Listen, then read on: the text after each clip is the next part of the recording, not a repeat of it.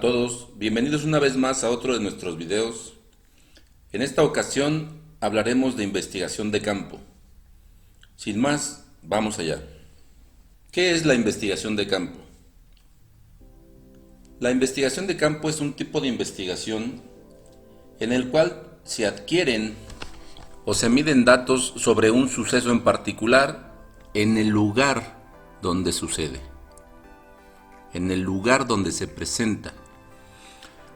Es decir, el investigador se traslada hasta el sitio donde ocurrió o está ocurriendo el fenómeno que desea estudiar, con el propósito de recolectar información útil para la investigación, para su investigación. A la investigación de campo, en el Ardid también se le conoce como estudio de campo, y eso depende estrictamente del área de conocimiento del grupo de investigación o el investigador que la está realizando. Con la investigación de campo se pueden obtener y recopilar datos en condiciones reales y vigentes del fenómeno que estamos tratando de estudiar. Y esto se hace con el objetivo de ampliar el conocimiento para realizar un estudio.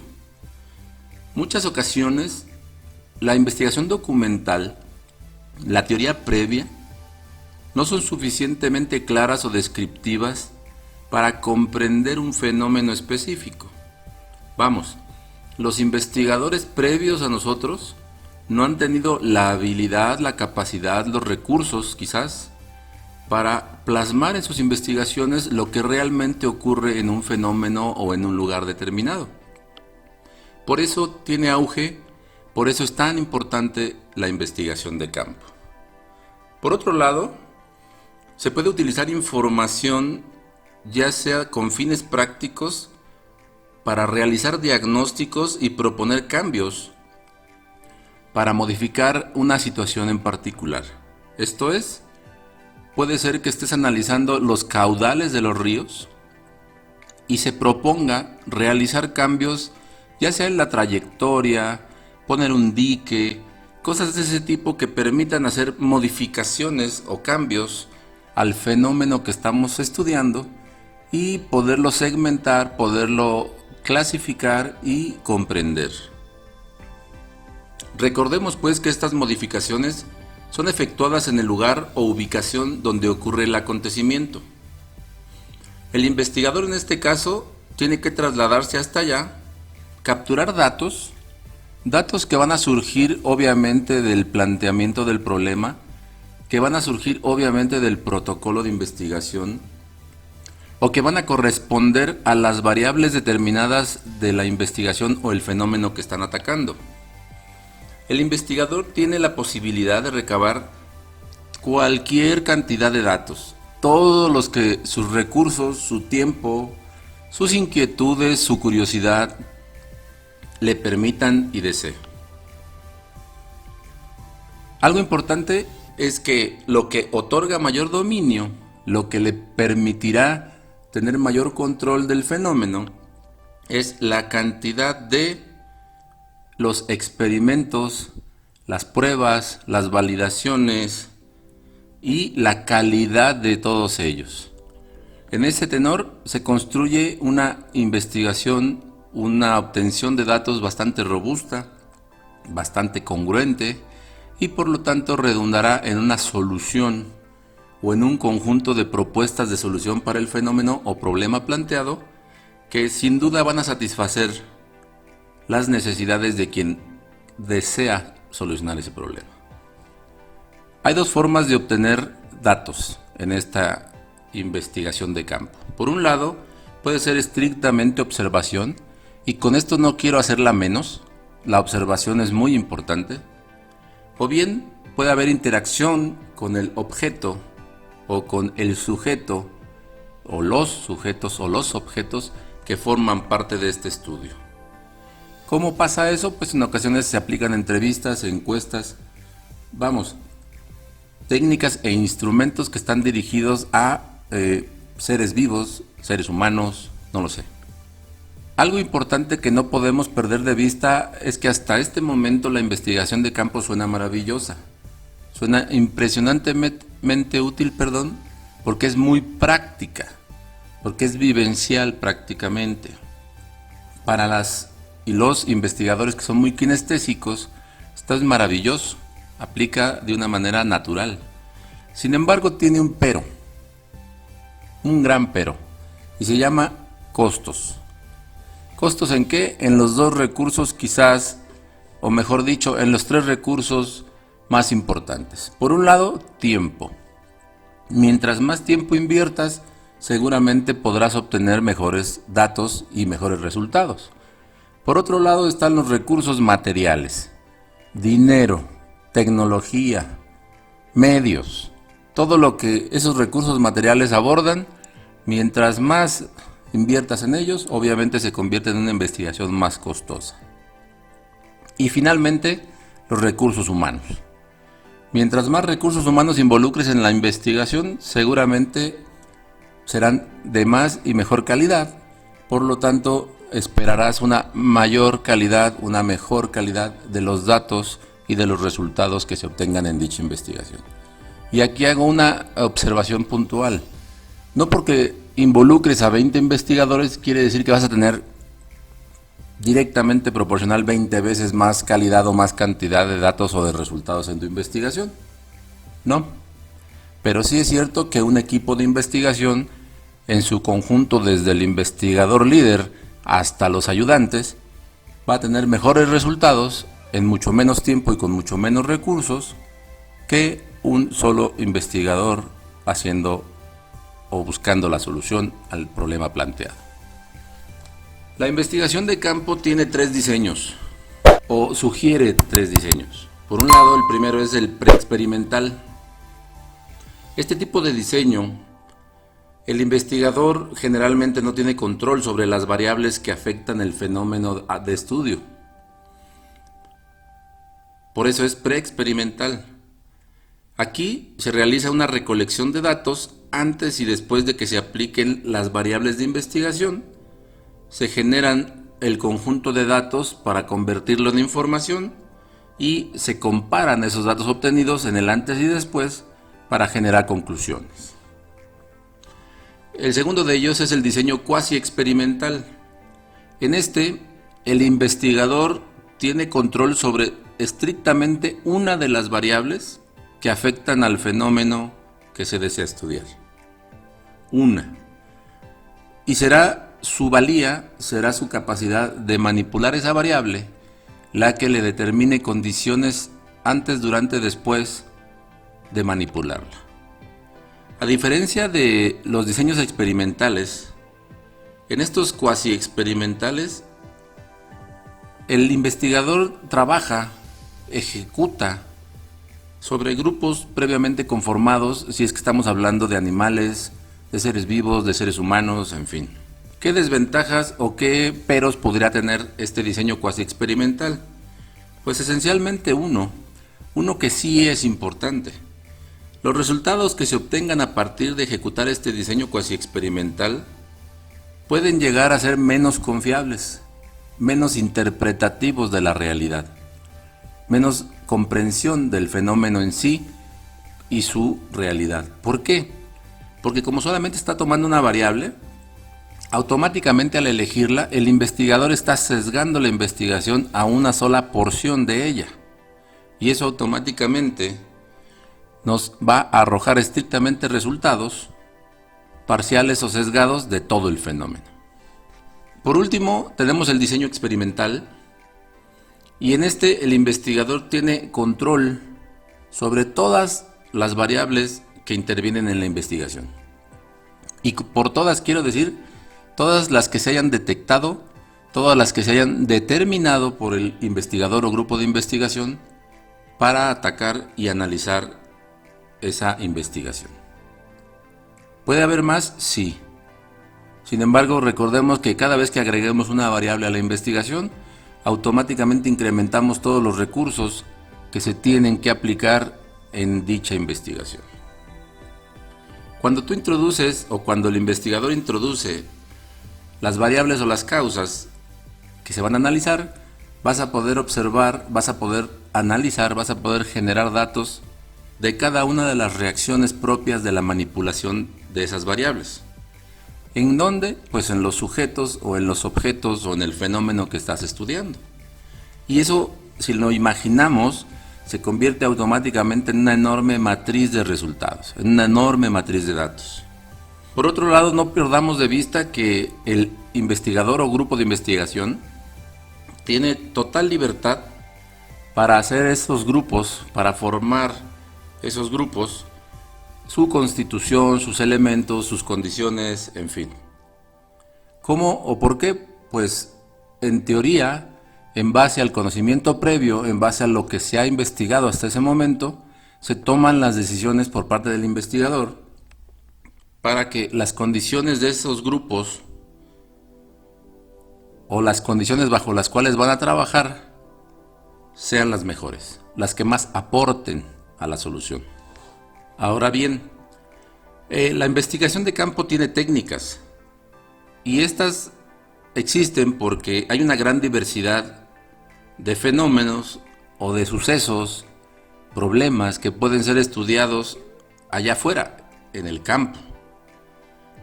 Esas técnicas permiten la recopilación de información y están basadas en el tipo de datos que debes o puedes obtener. Y como vemos estas técnicas, la primera de ellas es el experimento de campo, que es justamente donde los sujetos y los objetos estudiados están en su hábitat natural, se introducen variables y se obtienen resultados. ¿Cómo? Pues resultados de primera mano, en tiempo real, fácticos, vamos a llamarle así. No obstante, hay que tener cuidado, sobre todo cuando estamos estudiando sujetos, seres humanos, animales, ese tipo de cosas, porque si se percatan de que están siendo observados, pues automáticamente transforman o alteran su comportamiento y ya perdió objetividad la investigación o el estudio. En este caso, con esta técnica experimentos de campo, pues los datos que se recaban son del tipo cuantitativo. Otra de las técnicas es la observación, como dijimos por ahí, y no es otra cosa más que estar como investigador o grupo de investigación pasivos, donde vamos a observar y los sujetos y los objetos de estudio o el fenómeno que está allá afuera va a estar sucediendo y nosotros no tenemos opción de participar. Simple y sencillamente vamos a compartir, vamos a recopilar datos, vamos a disfrutar de la experiencia, si así le queremos llamar. Un ejemplo muy común de esto es todos aquellos observadores de las estrellas del cosmos que toman nota a partir de la observación. Estos datos, los datos que obtenemos a partir de esta técnica, también son cuantitativos y cuando sí tenemos la oportunidad de interpretar esos datos, nos volvemos cualitativos, esto es, subjetivos. Por otro lado está la técnica de la encuesta, es la más común para muchos. ¿Cómo se hace esto? Pues utilizando el instrumento de cuestionario. Y aquí lo que haces, lo que obtienes, es alcanzar a una gran cantidad de personas al mismo tiempo, simultáneamente, no necesariamente entrando en contacto con ellas, sobre todo ahora que la tecnología, el internet, todos estos sitios para realizarlas nos ayudan mucho, y obtenemos datos, información que va a ser entregada tanto de forma física como digital. Otra de las técnicas es la entrevista. Sin lugar a dudas es una de las técnicas más cálidas, más interesantes, ya que el investigador se va a encontrar con el sujeto que se está analizando, que se está estudiando de manera personal, le va a hacer un conjunto de preguntas previamente estructuradas y la información que se obtenga va a ser una información detallada que nos va a permitir contrarrestar o responder a la pregunta o las preguntas acerca de ese sujeto. Una ventaja importante es que a partir de las respuestas obtenidas se pueden generar nuevas preguntas, se puede ahondar en la información que estamos recabando de ese sujeto y mientras más lo logremos, mientras más se pueda, pues nuestra solución, nuestra obtención de datos será mucho mejor. En la entrevista tenemos tanto la estructurada, como dije yo, que consta de la guía previamente construida de preguntas, y la entrevista no estructurada, donde vamos a llegar de manera libre y espontánea a platicar, a obtener información y datos que queremos del sujeto, y conforme se va hablando y se va platicando, se va construyendo y se van haciendo nuevas preguntas y nuevas preguntas y nuevas preguntas, tan cálidas y estructuradas como el sujeto nos lo permita. La última de las técnicas que quiero compartir con ustedes es la llamada grupos de discusión, donde toda la información que vamos a obtener es de tipo cualitativo, subjetiva, emocional, interpretada. ¿Por qué? Porque nos vamos a reunir en un conjunto de sujetos y vamos a transformar esa charla, esa discusión, en datos y en información. Puede ser utilizada como complemento de un cuestionario o de una entrevista, Y aquí la valía, de este grupo de discusiones que se obtienen datos acerca de fenómenos sociales, de estructuras sociales, de todo aquello que involucre dos o más sujetos. ¿Sí? Ahora, también se pueden obtener datos ideológicos, políticos, religiosos, geográficos, cosas de ese tipo. ¿Para qué? Pues para analizar situaciones, fenómenos o comportamientos sociales específicos de una variable o un conjunto de variables. Para hacer una investigación de campo tenemos que trabajar 5 etapas. La primera de ellas, como en todo, es definir la problemática, el fenómeno o lo que se desea resolver. ¿Cómo hacemos esto? Pues comprendiéndolo, delimitándolo, analizando la situación, tan cerca y tan limitada como puede ser una sola variable, una zona de interés, en fin. Después vas a elegir las técnicas y las herramientas adecuadas, todas esas que ya mencioné anteriormente. La elección de estas técnicas se va a corresponder con el tipo de problema de estudio o fenómeno que se desea atacar. Ya con esto, ahora sí vas a hacer uso de las herramientas que correspondan a la técnica seleccionada o a las técnicas seleccionadas para llevar a cabo la investigación. Y ojo aquí, cuando vayas a hacer uso de las herramientas es porque ya estás convencido de las 2 etapas anteriores y ya tienes identificado y determinado cómo y qué vas a ejecutar. No se hace uso de las herramientas porque me urge, porque ahí se va a ver qué resulta, no. Todo eso es caro, todo eso es costoso. Se debe preparar con anticipación el o las herramientas que se van a emplear. Ya con ellas se obtienen datos, muchos datos, los cuales van a llegar a la etapa 4, donde se van a analizar, todos esos datos se van a clasificar, se van a agrupar y se van a generar o se va a generar información valiosa para saber si ya podemos resolver el fenómeno o problema o hay que volver a generar o seleccionar quizás alguna otra técnica o alguna otra herramienta para obtener datos distintos. Finalmente, hay que exponer esos datos, hay que convertirlos en información para poderlos presentar y con ello se van a presentar las potenciales o las posibles soluciones al problema, las respuestas al fenómeno o a las interrogantes que surgieron a la hora de plantear el problema. Esto es, la exposición de los datos es presentar la información ya sea de manera extensa, a manera de informe, de tesis, de un documento amplio y bien detallado, o bien a través de una exposición ejecutiva, una exposición breve, concisa, a los datos más relevantes, a las propuestas o a las soluciones más importantes. Ejemplos de una investigación de campo, pues aquí puedo mencionar algunos. Una de estas puede ser los biólogos que toman datos en un zoológico.